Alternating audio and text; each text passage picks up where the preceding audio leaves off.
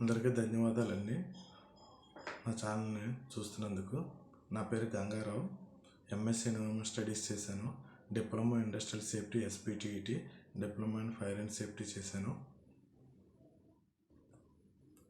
ఈరోజు topic APPCB forms. అందులో form 4 గురించి తెలుసుకుందామండి ఈ వీడియోలో. అసలు ఏపీపీసీబీ అంటే Andhra Pradesh pollution control board. Form 4 గురించి తెలియజేయాలంటే ఫామ్ 4 అంటే యాన్యువల్ రిటర్న్స్ అండి.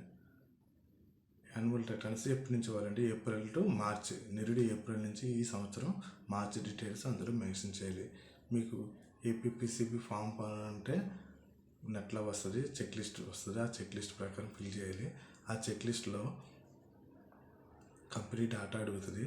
సిఎఫ్ఓలో మీకు ఎంత కన్సెంట్ ఉందో, పర్ డే ఎంత వచ్చింది అది ఇవ్వాలి. Production details April to March details ఇవ్వాలండి. స్టాక్ ఎంత ఉంది, డిస్పోజల్ ఎంత చేశారు, ఎవరు చేశారు, కుములేటివ్ ఎంత ఉంది, స్టాక్ ఎంత ఉంది, జనరేషన్ ఏంది, ఈ 4 డీటెయిల్స్ అక్కడ ఇవ్వాలండి. అది కాక స్పెంట్ సాల్వెంట్స్ ఏమైనా పంపించారా, వేస్ట్ సాల్వెంట్ ఏమైనా పంపించారా, ఆథరైజేషన్ ఉన్న వాళ్ళు పంపించారా, ఆ మేనిఫెస్టో డీటెయిల్స్ ఎవరెవరు పంపించారు ఆ details April to March details అందులో ఇవ్వాలండి. నెక్స్ట్ వచ్చి సాలిడ్ వేస్ట్లో ఆర్గానిక్ రిసిడ్యూ కానీ, spent carbon, inorganic solid waste,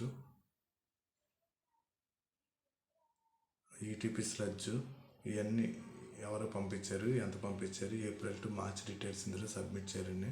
waste oil, utility నుంచి వేస్ట్ ఆయిల్ వస్తుంది. ఆ వేస్ట్ ఆయిల్ కూడా ఎవరు పంపించారు, ఆథరైజేషన్ ఉన్న వాళ్ళు పంపించారు లేదా, ఆ డీటెయిల్స్ అన్నీ కూడా ఏప్రిల్ టు మార్చ్ డీటెయిల్స్ ఇందులో సబ్మిట్ చేయాల్సి వస్తుందండి. థ్యాంక్ యూ అండి. ధన్యవాదాలు. నా ఛానల్ సబ్స్క్రైబ్ చేసినందుకు, చూస్తున్నందుకు ధన్యవాదాలు తెలియజేసుకుంటున్నాను.